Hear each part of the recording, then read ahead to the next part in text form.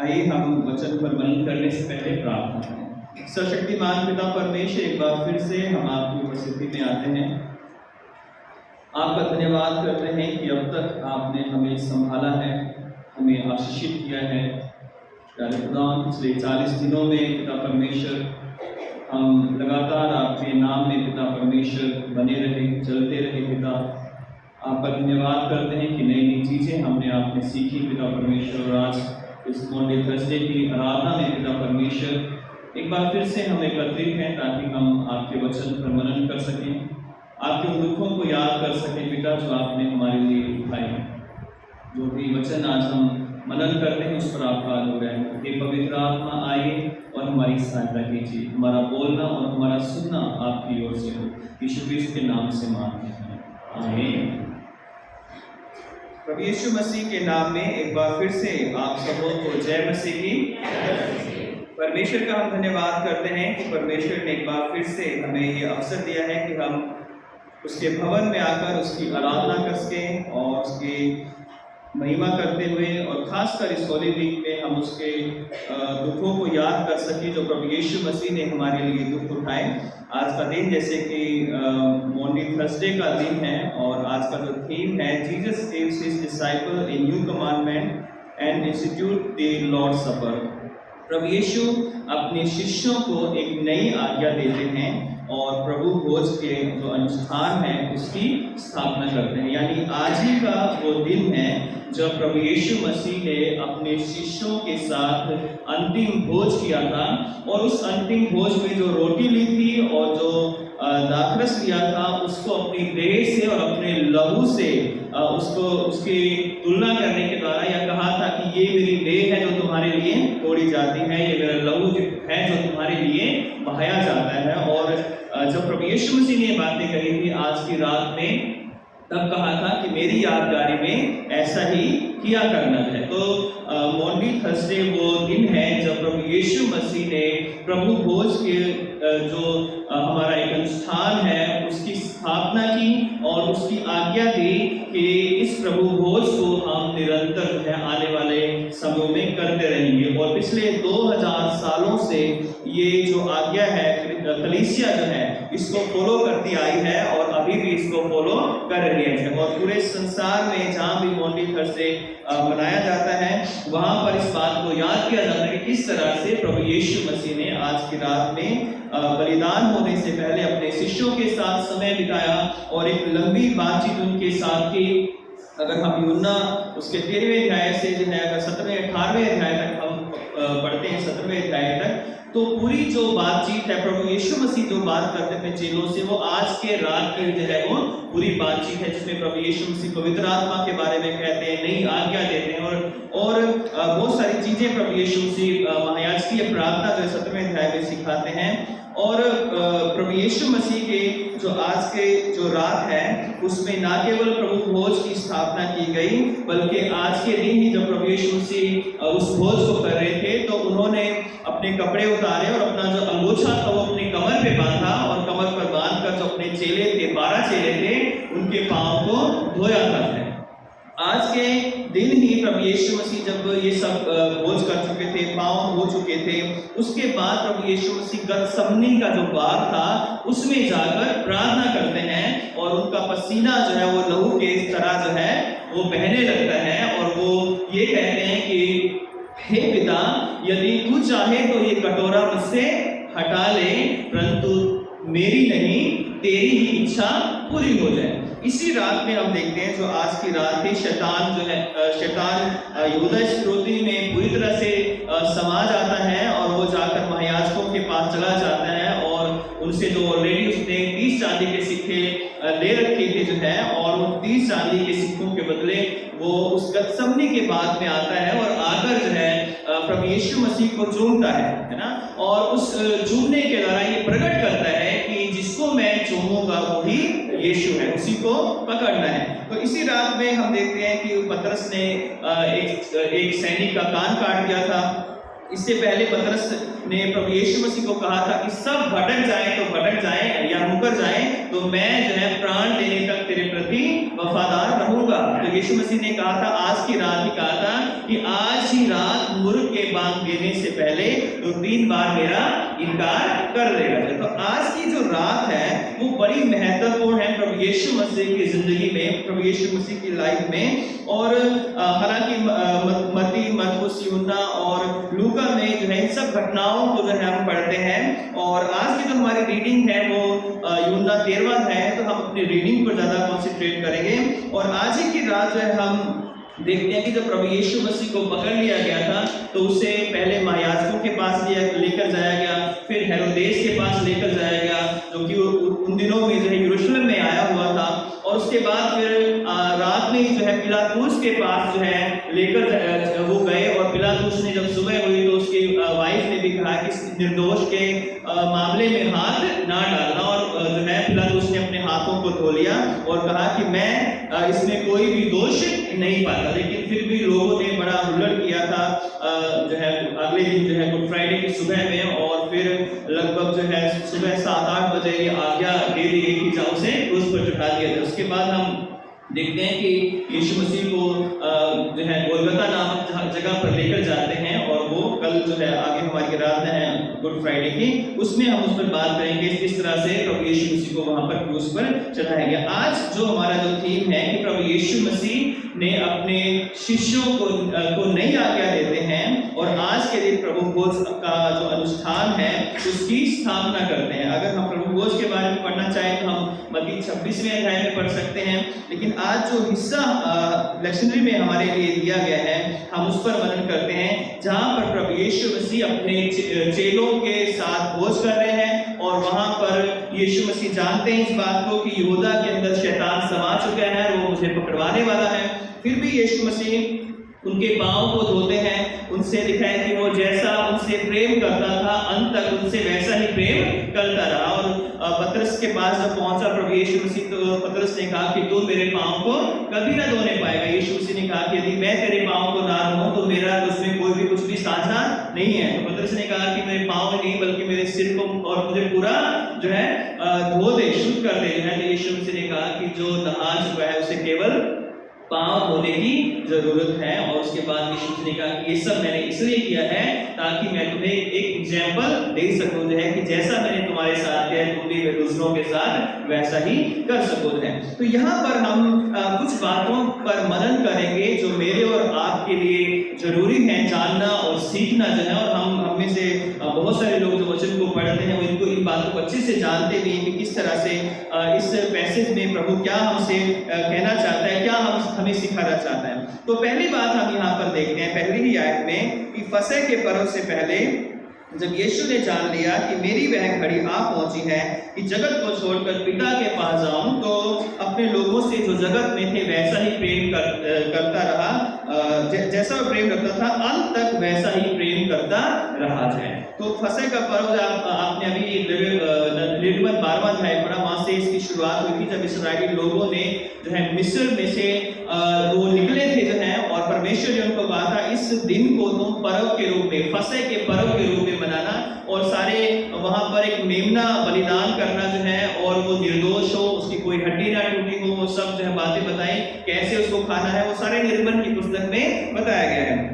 यहाँ पर जब वो पर्व आने वाला था, फसह का पर्व आने वाला था, जैसे मैंने बताया था कि संडे को भी जब फसह का पर्व मनाया जाता था उससे पहले ही जो है लोग बड़ी संख्या में, बड़ी भीड़ जो है वो यरूशलेम में अलग अलग देशों से आया करती थी। और आकर वहां पर जो है परमेश्वर के भवन में अलग अलग बलिदानों को चढ़ाया जाता था, क्योंकि जितने भी आराधनालय थे, सिनागोग्स थे जो है यरूशलेम से अलग जगहों पर थे, वहां पर कोई बलिदान नहीं चढ़ाया जाता था, केवल यरूशलेम में बलिदान चढ़ाए जाते थे। तो अब भी जब यीशु मसीह बलिदान होने वाले हैं, एक बड़ी भीड़ जो है, बड़े एक संख्या में लोग अलग अलग देशों से यरूशलेम के अंदर आए हुए हैं। तो यहाँ पर जो पहली बात मैं आपको बताना चाहता हूँ कि प्रभु यीशु मसीह अपने चेलों से जो प्रेम उन्होंने किया, लिखा है कि यीशु का जो प्रेम अपने चेलों के प्रति है वो अनंत प्रेम को दर्शाता है है ना। लिखा है कि यीशु मसीह अपने चेलों से वैसा ही प्रेम करते रहे जैसा वो पहले करते थे, अंत तक यानी अपनी मृत्यु तक जो है वो वैसे ही प्रेम करते रहे जैसे जिस दिन उनको चुना था, है ना। उनके चुनने से लेकर और यीशु मसीह के क्रूसिफिक्शन तक जो है, यीशु मसीह के क्रूस पर चढ़ाए जाने तक जो है यीशु मसीह उनसे वैसा ही प्रेम करते रहे। तो हम देखते हैं कि यीशु मसीह की जो मिनिस्ट्री है वो प्रेम से भरी हुई है। उनके संदेशों में हम प्रेम को देखते हैं, उनके आश्रय कर्मों में हम प्रेम को देखते हैं, उनकी जो टीचिंग थी, जो उन्होंने शिक्षाएं दी है उसमें हम प्रेम को देखते हैं। और उसमें जो है हम देखते हैं किस तरह मैक्सिमम जो है जगह हम देखते हैं कि यीशु मसीह हमेशा प्रेम से लोगों से बात करते हैं, उनकी जगाई को करते हैं। गुस्सा उन लोगों पर आता था, खासकर किन पर गुस्सा आता था? फरीसियों पर प्रभु यीशु मसीह को गुस्सा आता था। लेकिन जो गरीब लोग थे, जो बीमार लोग थे, जो जरूरतमंद लोग थे, जो आत्मिक रीति से भटके हुए लोग थे, उनके प्रति हमेशा प्रभु यीशु मसीह दयावान रहते थे जो है। और यहाँ पर भी हम देखते हैं कि प्रभु यीशु मसीह अपने उन 12 चेलों से प्रेम करते हैं जैसा शुरू से वो करते रहे थे, और ये उनका मानवता के प्रति प्रेम को दर्शाता है। यहाँ यीशु मसीह का प्रेम जो है वो इस बात को दर्शाता है कि जो 12 चेले थे वो परफेक्ट नहीं थे, उसके बावजूद भी यीशु मसीह उनसे प्रेम करते थे। उनको पता था कि पतरस जो है थोड़ी देर में मेरा 3 बार इनकार करने वाला है। उन्हें पता था कि ये जो यहूदा जिसको मैं रोटी तोड़कर दे रहा हूँ, थोड़ी देर में जाइए जाकर याजकों के साथ मिलकर मुझे पकड़वाने के लिए एक बड़ी सेना को लेकर मेरे पास आएगा। लेकिन इन सब बातों के बावजूद भी यीशु मसीह उन सब से एक समान क्या करते थे? प्रेम करते थे। तो ये प्रेम जो है ये अगापे प्रेम इसे कह सकते हैं, ये आत्मिक, ये देवीय प्रेम जो है, डिवाइन लव हम इसे कह सकते हैं, कि जिसमें ये जानते हुए भी कि ये लोग मुझे धोखा देंगे, ये लोग मुझे छोड़ देंगे, ये मेरे साथ नहीं रहेंगे, उसके बावजूद भी प्रभु यीशु मसीह एक ईश्वरीय जो प्रेम था वो उन पर उनसे करते थे। और प्रभु यीशु मसीह ने ये हमें सिखाया कि कई बार हम जानते हैं कि लोग हमारा बुरा करते हैं, कर रहे हैं, हमारे बारे में बुरी बुरी बातें बोल रहे हैं, हमारा नुकसान कर रहे हैं, हमें बदनाम कर रहे हैं, उसके बावजूद भी जब हम उनसे प्रेम करते हैं तो वही सच्चा प्रेम है जो प्रभु यीशु मसीह ने हमसे करके दिखाया है। तो आज भी जो है प्रभु यीशु मसीह चाहता है कि जब परिस्थितियां कई बार हमारे विरोध में हों, लोग हमारे खिलाफ हों, हमारे दुश्मन बन जाएं और हमारे दुश्मन जो है दूसरे दुश्मनों के साथ मिलकर जो है हमें नष्ट करने का प्रयास करें, उसके बावजूद भी जो है हमारे अंदर परमेश्वर का प्रेम पाया जाए, ऐसा प्रेम प्रभु यीशु मसीह मुझसे और आपसे चाहते हैं। तो ये जो प्रेम है वो प्रभु यीशु मसीह का जो प्रेम है, जो शुरू से ही वो चेलों से, लोगों से, संसार से करते आए थे, और उसी प्रेम का यहाँ प्रकटीकरण दिखाया गया है। और यूहन्ना 3:16 इस बात का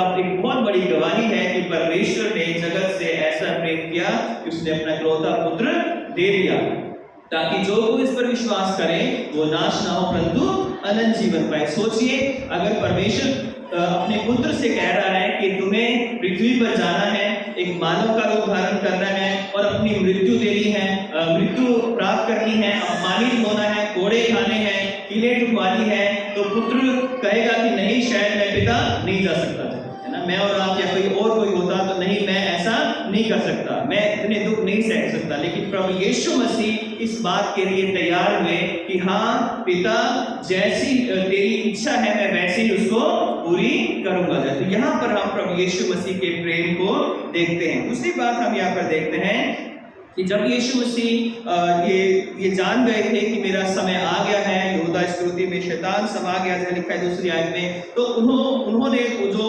भोजन कर रहे थे वहां पर जो है उस घर में जो है वहां पर वो उठे, उन्होंने अपने कपड़े उतारे, अंगोछा लिया, अपनी कमर पर बांधा, वो उठे और जाकर चेलों के पांव को धोने लगे थे। तो प्रभु यीशु मसीह का अपने शिष्यों के पैरों को धोना उसकी दीनता को और उसके सेवक के रूप को दिखाता है, उसकी दीनता और उसके सेवक के होने के रूप को दर्शाता है।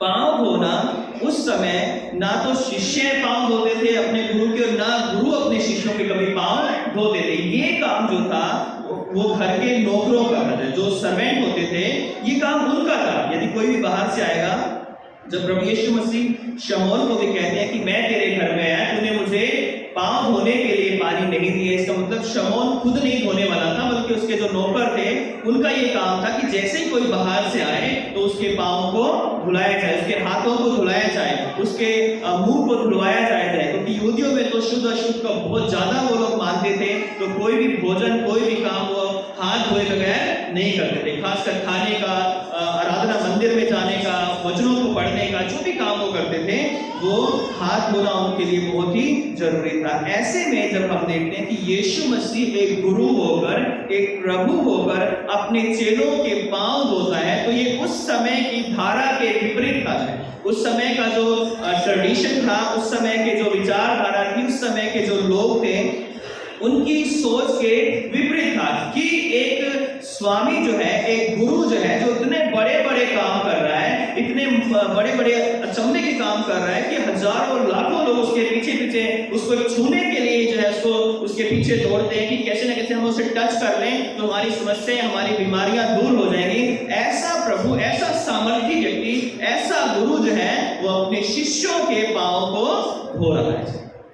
और इसलिए जो है पतरस जो है, जब पतरस के पास प्रभु यीशु मसीह आते हैं तो पतरस ये जानता था कि ये जो है प्रभु यीशु मसीह कर रहे हैं, ये एक धारा के, यानी उस समय का जो एक विचारधारा है उसके विपरीत है। लोग, कोई भी गुरु जो है अपने पांव, अपने शिष्यों के पांव को कभी नहीं धोएगा। इसलिए वो कहता है कि हे प्रभु, तू मेरे पांव को कभी धोने नहीं पाएगा। अर्थात ये तो असंभव काम है, ये हो नहीं सकता कि एक गुरु जो है, इतने 3.5 सालों से हम आपके साथ हैं और कभी आपने हमें नहीं कहा कि मेरे पांव धो दें, कभी आपने नहीं कहा कि मेरे लिए पानी लाओ या मेरे हाथ धुलाओ या मेरे लिए ये करो या मेरे लिए वो करो, लेकिन आज आप स्वयं हमारे पांव को धो रहे हैं। उन पांव की गंदगी को धो रहे हो जो हमारी है, जो हमें उसको धोना चाहिए है, लेकिन आप उस गंदगी को धो रहे हो। तो यहाँ पर हम देखते हैं कि प्रभु यीशु मसीह वो दीन परमेश्वर है, प्रभु है, जो स्वर्ग की महिमा को छोड़कर, जिन्होंने मनुष्य का रूप धारण कर लिया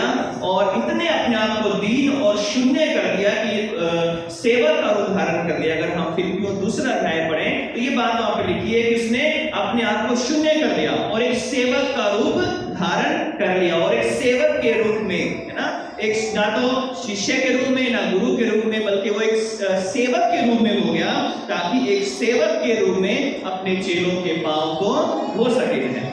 और इसलिए जो है मरकुस उसका 10 उसकी 43 से 45 जो वर्ष है उसमें लिखा हुआ है कि और जो कोई तुम में प्रधान होना चाहे वह सबका दास बने, जो कि मनुष्य का पुत्र इसलिए नहीं आया कि उसकी सेवा टहल की जाए, पर इसलिए आया कि आप सेवा टहल करें और बहुतों की छुड़ौती के लिए अपने प्राण दें।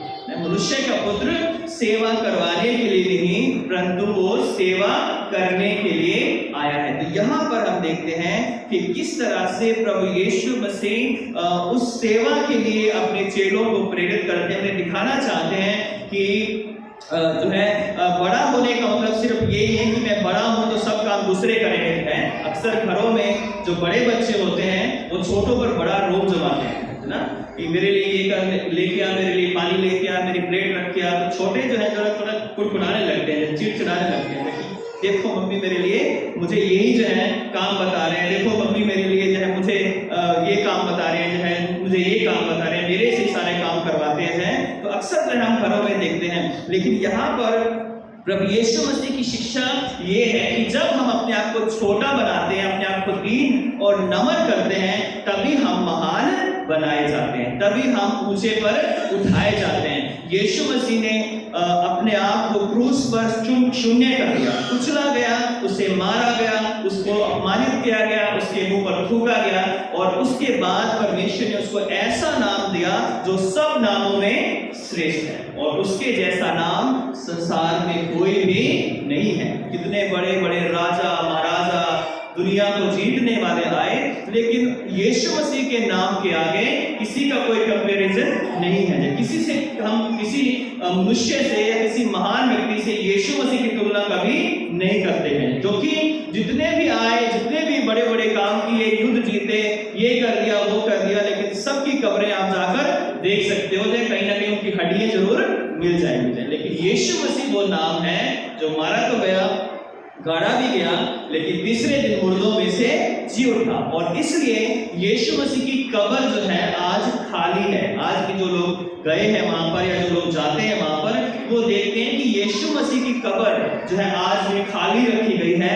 उसमें यीशु मसीह के बॉडी को या एक मूर्ति के रूप में या किसी भी रूपक के रूप में उसे नहीं रखा गया, इमेज के रूप में, कि वहां पर उसे ये यीशु मसीह यहाँ पर दफन है, क्योंकि तीसरे दिन मुर्दों से जी उठकर वो स्वर्ग में उठा लिया गया। तो यहाँ पर हम देखते हैं कि प्रभु यीशु मसीह एक ऐसे सेवक हैं जो दीन और नम्र हैं, जो मुझसे और आपसे भी ये उम्मीद करते हैं कि जब हम उसके पीछे चलते हैं तो वो दीनता, वो नम्रता हमारे अंदर भी होनी चाहिए। उसके बाद हम एक और बात पर गौर कर लेते हैं कि जब पतरस कहता है कि हे प्रभु तू मुझे कभी नहीं धोने पाएगा, मेरे पाँव ना धोने पाएगा, तब यीशु मसीह ने कहा कि यदि मैं तेरे पाँव ना धोऊं तो तेरा मुझमें कुछ भी नहीं है। तब यीशु पतरस ने कहा कि तो मेरे पाँव नहीं, मेरे सिर भी धो दे। यीशु मसीह ने कहा कि जो शुद्ध हो चुका है, जो नहा चुका है, उसे केवल पाँव को धोने की जरूरत है। तो हम लोग भी वो लोग हैं जो यीशु मसीह के लहू से शुद्ध कर दिए गए।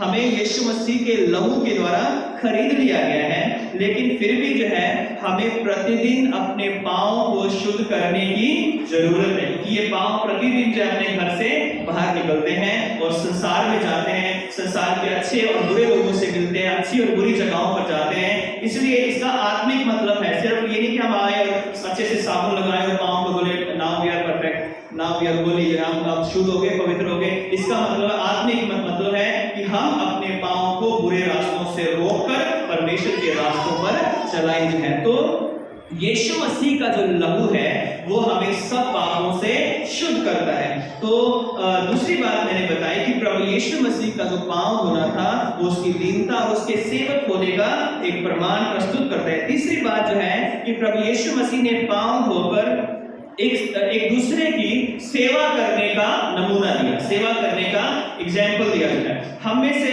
हम बहुत सारे जो लोग हैं, हम परमेश्वर की सेवा बड़े अच्छे से कर सकते हैं और अपने जो भी अधिकारीगण हैं उनकी भी सेवा कर सकते हैं, लेकिन आपस में जहाँ हम रहते हैं, परिवार में, अपनी कलीसिया में, अपने समाज में, हम एक दूसरे की सेवा नहीं कर सकते। ये बड़ा कठिन काम है कि हम दूसरे की सेवा कर सकें, है ना। हम जो करें सेवा जो है, हम उसके नौकर थोड़े, अक्सर हम कहते हैं कि मैं तुम्हारा नौकर थोड़ी हूँ, है ना, कि मैं तुम्हारे लिए ये काम करूंगा जो है। तो अक्सर ये हम घरों में, परिवारों में, हम कई बार आपस में मजाक में भी ये बात सुनते हैं कि मैं तुम्हारा नौकर नहीं होते हैं। तो यहाँ पर प्रभु यीशु मसीह जब सेवा की बात करते हैं तो वो ये नहीं कहते कि हम एक दूसरे के नौकर बन जाए, हम एक दूसरे के गुलाम बन जाए, हम एक दूसरे के पूरी तरह से ऐसे बन जाए कि बिल्कुल हम हमारी कोई नो ना हो, सिर्फ यस यस हो, हम गुलाम का जीवन बिताएं। एक दूसरे की सेवा का मतलब है कि हम प्रेम से एक दूसरे की सेवा करें, एक दूसरे की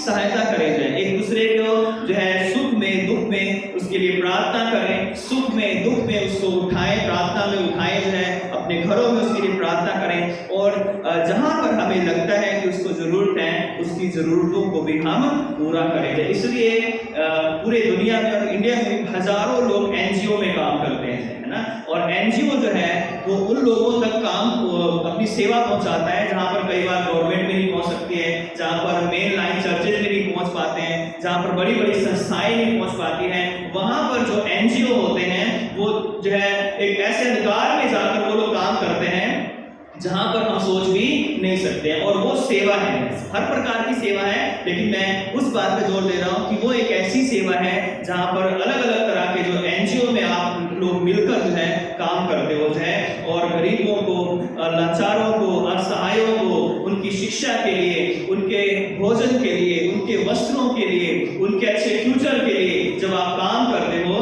तो आप क्या करते हो, परमेश्वर की सेवा करते हो। सेवक होने का मतलब सिर्फ पास्टर होना नहीं है। सेवक होने का मतलब बिशप होना नहीं है। सेवक होने का मतलब है कि जहां भी, जैसे भी, जब भी आपको मौका मिलता है, आप दूसरे के लिए जब हाथ बढ़ाते हो, अपने जरूरतमंद लोगों के लिए हाथ बढ़ाते हो, तो वो आपकी आत्मिक सेवा है ना। आत्मिक सेवा और भी तरह तरह की, अगर हम रोमियो 12वां अध्याय पढ़े, पहला कुरिन्थियों 12वां अध्याय पढ़े और रोमियो 12 पढ़े, दोनों में अलग अलग तरह की सेवाओं को बताया गया है। तो यहाँ पर प्रभु यीशु मसीह हमें सिखाते हैं कि हम एक दूसरे की सेवा करें। जो है, हम अलग अलग हमें वरदान दिए हैं, अलग अलग हमें तोड़े दिए गए हैं। उन तोड़ों के द्वारा हम परमेश्वर की तो सेवा करनी है, लेकिन साथ में जो मानव है, जो एक दूसरे की भी हमें सेवा करनी है। आखिरी बात जो आपके साथ मानना चाहता हूं, जो 34 और 35 आयत में है कि प्रभु यीशु मसीह ने हमें एक नई आज्ञा दी कि तुम एक दूसरे से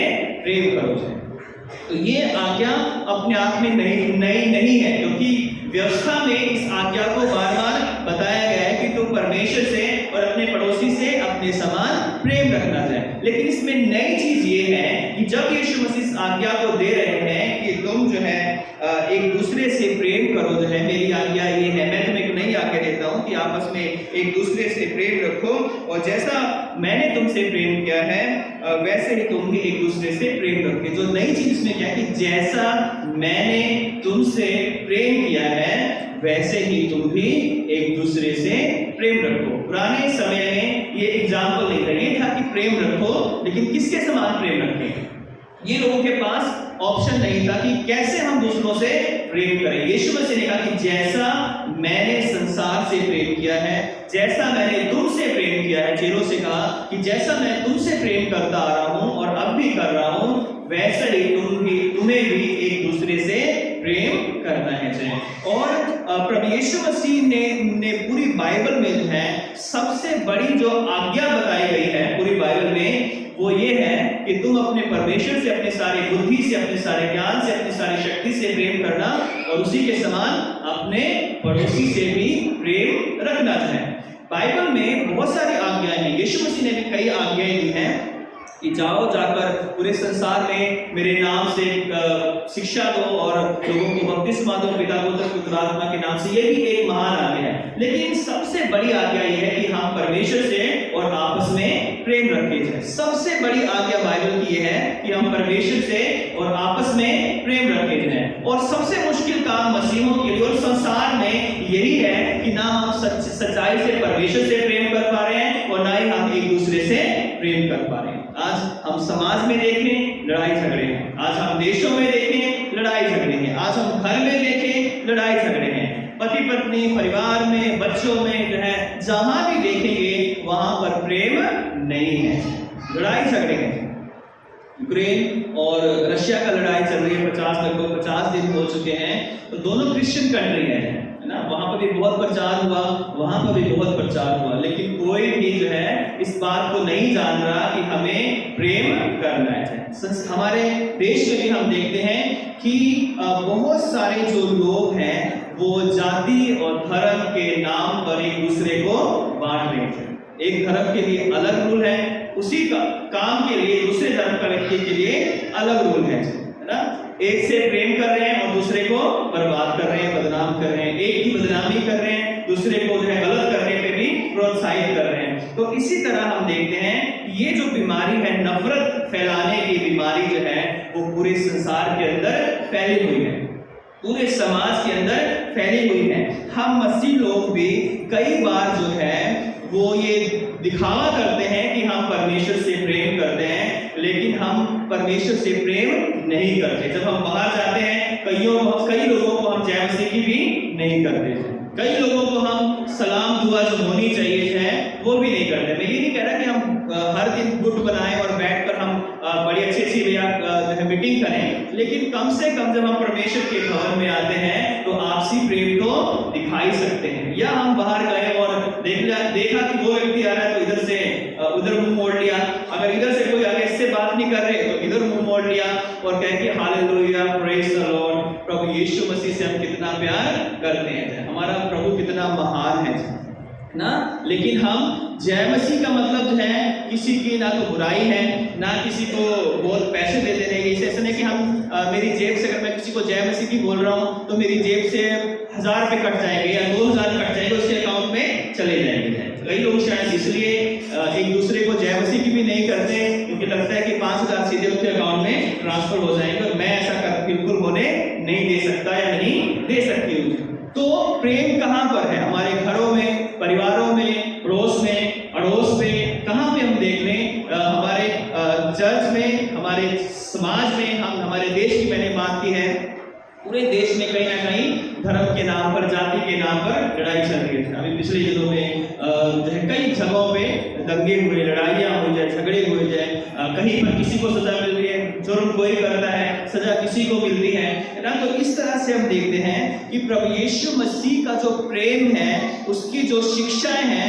वो हम मसीहों के लिए बहुत बड़ी जिम्मेवारी बन जाती है। सिर्फ हम चर्च आना या हम और बड़े बड़े काम करना ही हमारे लिए जरूरी नहीं, बल्कि परमेश्वर का प्रेम एक दूसरे के प्रति दिखाना जरूरी है। परमेश्वर का प्रेम जो है हमें एक दूसरे के लिए शो करना जरूरी है। कम से कम कामों से नहीं, पर कम से कम अपनी बातों से ही हम जो है इस बात को दर्शाएं कि हम एक दूसरे से प्रेम करते हैं। और जहां पर प्रेम होता है वहां पर सब पापों को ढांप दिया जाता है, सब बातों को ढांप दिया जाता है। कितने ऐसे पति पत्नी हैं जिनको अभी जैसे कोई 10 साल, 20 साल, 25 साल, 30 साल हो गए शादी को, तो कोई भी ऐसा पति पत्नी नहीं है जो कभी लड़ते ना हो।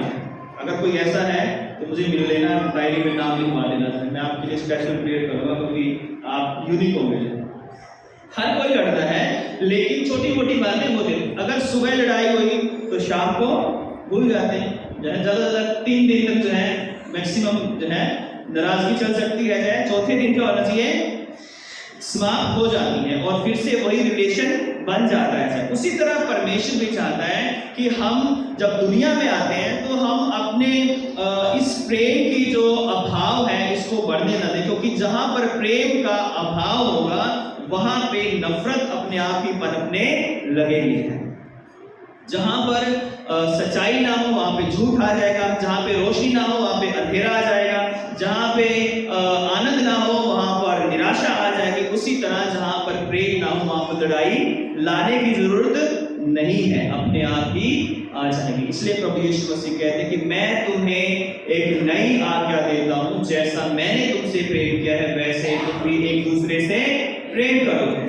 और लिखा है कि यदि आपस में प्रेम रखोगे इसी से लोग जानेंगे कि तुम मेरे चेले हो जाए, है ना।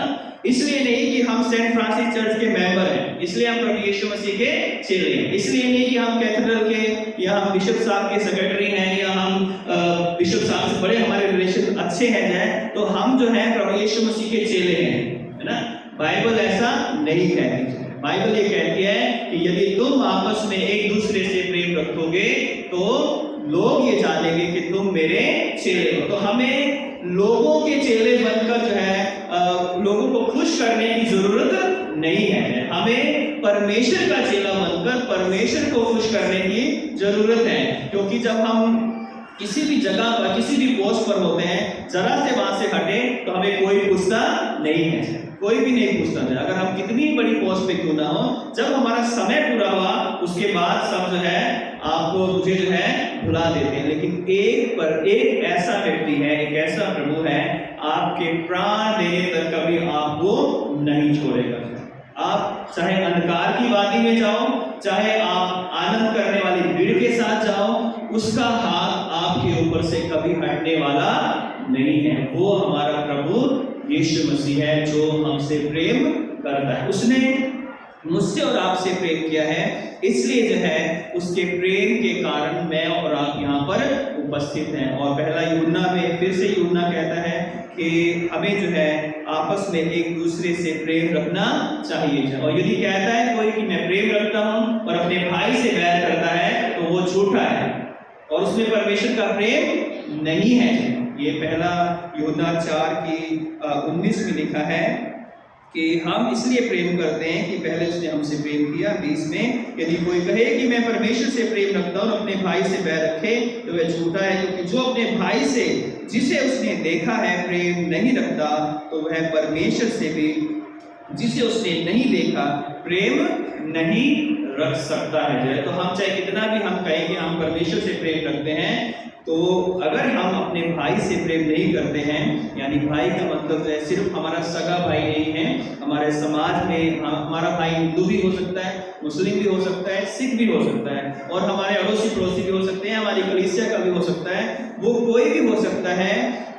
जो भी जहाँ पर भी हमें मौका मिलता है कि हम परमेश्वर के नाम में एक दूसरे के प्रति प्रेम दिखा सकें, हमें प्रेम दिखाने से पीछे हटना नहीं चाहिए, क्योंकि प्रभु ने आज के दिन जो है ये आज्ञा दी थी कि मैं तुम्हें एक नई आज्ञा देता हूँ। आज के दिन जो है प्रभु भोज हमें दिया गया था, और जब प्रभु भोज में हम आते हैं वो भी हमारे आपसी प्रेम का एक बहुत बड़ा चिन्ह है। जब हम उसकी वेदी के पास आते हैं तो जब हम उसके पास आते हैं वेदी के, तो ना कोई अमीर है उसके आगे, ना कोई उसके आगे गरीब है। जब उसकी जो देह है वो सबके शरीर में जाती है, चाहे वो अमीर है गरीब है, उससे कोई लेना देना नहीं है। वो एक समान अपनी देह से हमें फलवत या तृप्त करता है, सींचता है। उसका लहू जो है हमें सींचता है, हमारे आत्मिक जीवन को सींचता है बिना किसी भेदभाव के। जब हम प्रभु भोज में आते हैं तो हम उस एक कटोरे पर प्रार्थना करते हैं। बेशक आजकल थोड़े कोरोना की वजह से सिस्टम चेंज हो गए हैं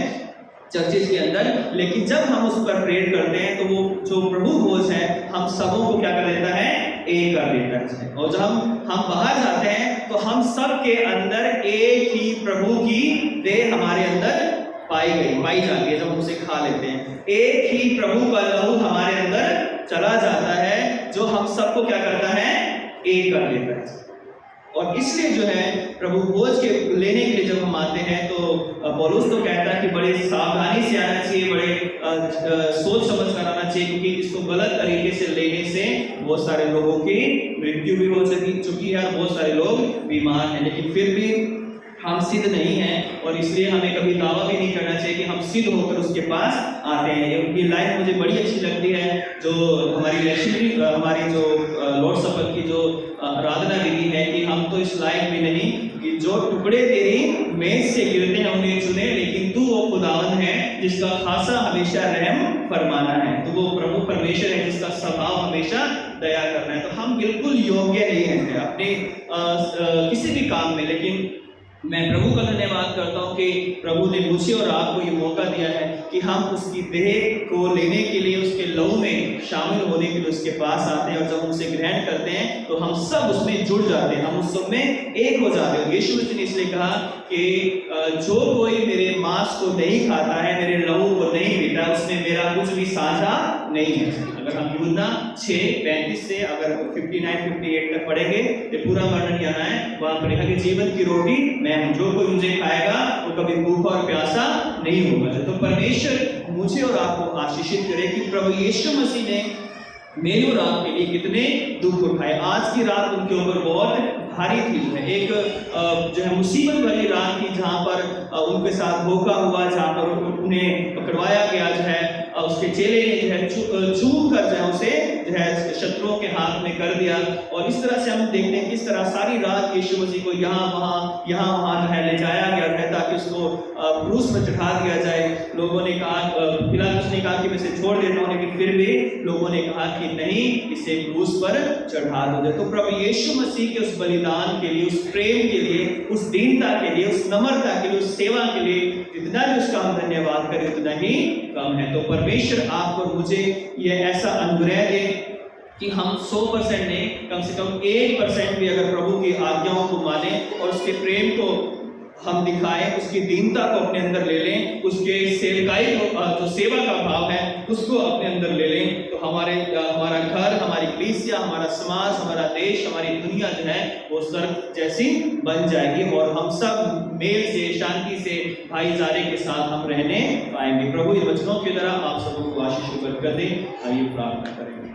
सशक्तिमान पिता परमेश्वर, हम आपका धन्यवाद करते हैं कि आप जीवित हैं। प्रभु आपने इतना हमसे प्रेम किया, प्रभु यीशु मसीह के अपना इकलौता पुत्र पिता आपने दे दिया, और जब हम उस पर विश्वास करते हैं तो हमें ये पूर्ण भरोसा है कि आपने हमें अनंत जीवन दिया है। प्रभु हम नहा चुके हैं, लेकिन प्रतिदिन हमें अपने हाथ को, अपने पाँव को धोने की जरूरत है, क्योंकि प्रतिदिन की जो गंदगी है वो अक्सर हम अपने घरों में, अपने शरीरों में ले लेते, अपनी आत्मा में ले लेते हैं। हे प्रभु, हमें शुद्ध कर और हमारे सारे पापों को क्षमा कर पिता।